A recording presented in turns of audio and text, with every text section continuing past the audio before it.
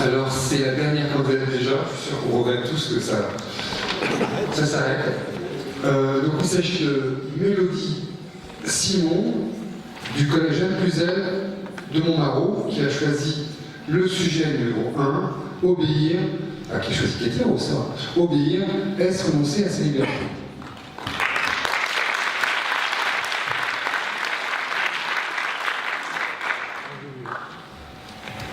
Mesdames, Messieurs, bonsoir. Comme vous venez de l'évoquer, je vais aborder pour vous le sujet que j'ai tiré au sort. Obéir, est-ce renoncer à sa liberté? Obéir. Verbe transitif indirect du deuxième groupe. Action 2.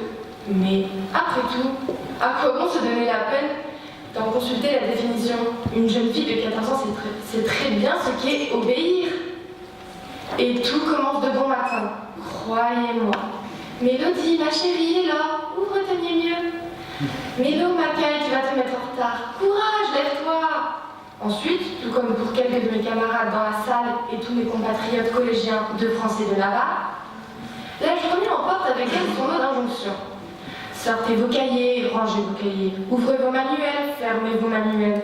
Ouvrez vos classeurs, fermez vos classeurs. Prenez un stylo rouge, prenez un stylo bleu, un stylo vert, noir, une feuille simple, une feuille double, triple.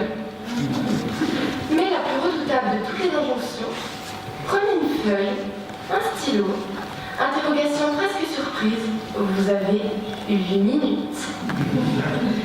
Comprenez par là que, de prime abord, obéir et liberté ne pouvaient selon moi pas faire bon ménage dans un sujet de réflexion. J'aurais alors presque pu mettre un point final ici, vous saluer et rejoindre les coulisses. Mais j'ai réfléchi. Et je ne vous cacherai pas que la littérature dans laquelle je m'évade chaque soir m'a quelque peu sauvée. Même si, à 2 pages de la fin d'un avant-dernier chapitre crucial, Mélodie t'abuse, il est tard, éteins ta lumière maintenant, me prive d'une dernière liberté que je vous laisse imaginer. Trêve de plaisanterie. En fait, une question s'est très vite posée. Si obéir consistait à renoncer à sa liberté, alors, comme le font certains héros dans les livres, désobéir est-ce y accéder? Pour y répondre, permettez-moi de vous inviter dans mon univers littéraire. Je pourrais vous parler d'Eibelin, d'Eugénia de Mini, ces domestiques noirs qui se soulèvent sur la ségrégation des années 60 de la Nouvelle-Orléans dans le fabuleux livre La couleur des sentiments de Catherine Stockett. Je pourrais aussi vous parler du cochon, sage ancien, qui se sacrifie pour l'intérêt général d'une révolte des bêtes contre la tyrannie d'un fermier dans le mythique livre La ferme aux animaux de George Orwell. Mais ce soir, j'ai choisi de vous parler de Miep. Connaissez-vous Miep? Miep est cette héroïne du journal d'Anne Frank qui cacha et sauva de nombreux juifs au péril de sa vie pendant la Seconde Guerre mondiale. Miep est cette héroïne, une héroïne parmi tant d'autres qui désobéirent de ci de là au diktat du Troisième Reich, au nom de l'égalité, au nom de la fraternité, au nom de la liberté. C'est de cette liberté-là à laquelle je fais référence ce soir. La liberté de faire ce que l'on veut, mais à l'intérieur de nos propres limites. Faire ce que l'on veut en harmonie avec notre raison, nos convictions et nos valeurs fondamentales. Celle du respect de l'autre, des autres. Celle du courage pour ce qui est juste, celle de l'humanisme. Alors, obéir et se renoncer à sa liberté.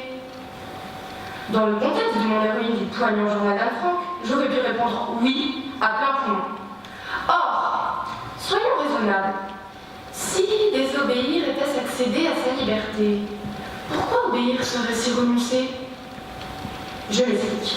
Si Miep, nous serons j'espère d'accord sur ce point, a pris la liberté de choisir de défendre une cause noble et juste, c'est qu'elle a eu le choix de désobéir, le choix de ses actes héroïques, le choix de sa conduite exemplaire.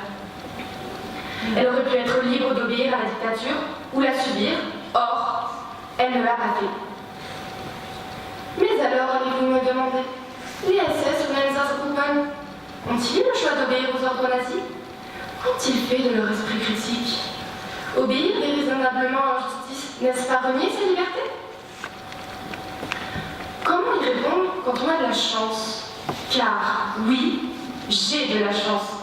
Vous avez de la chance. Nous avons tous ici de la chance.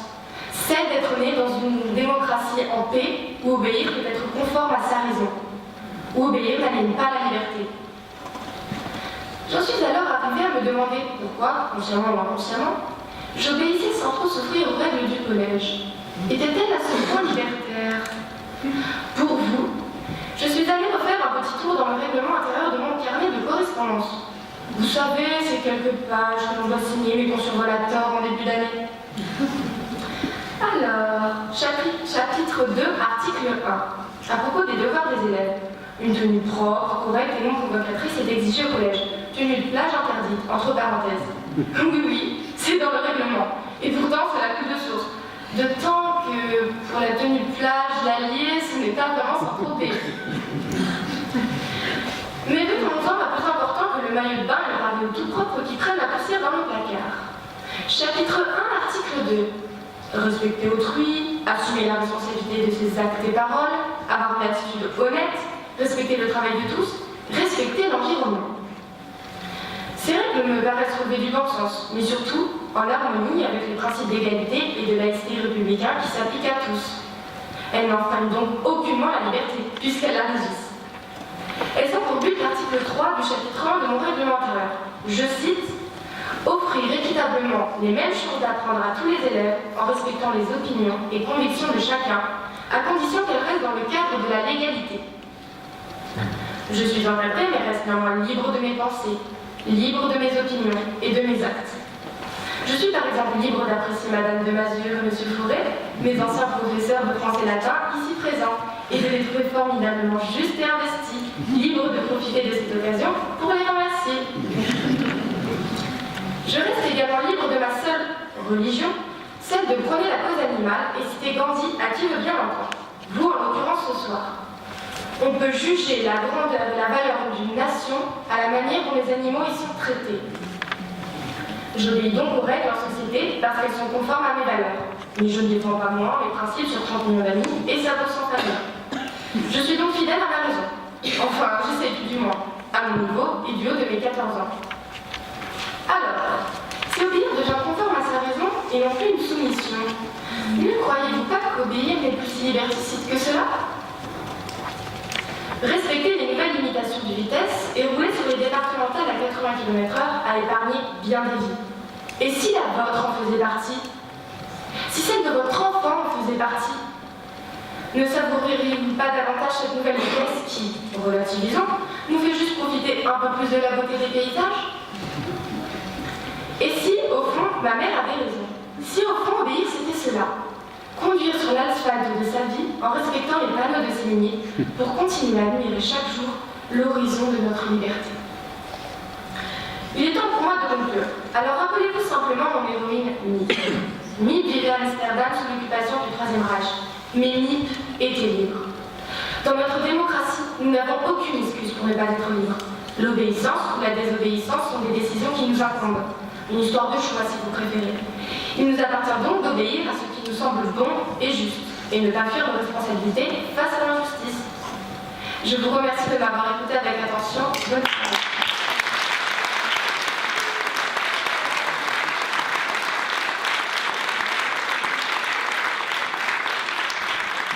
Merci beaucoup.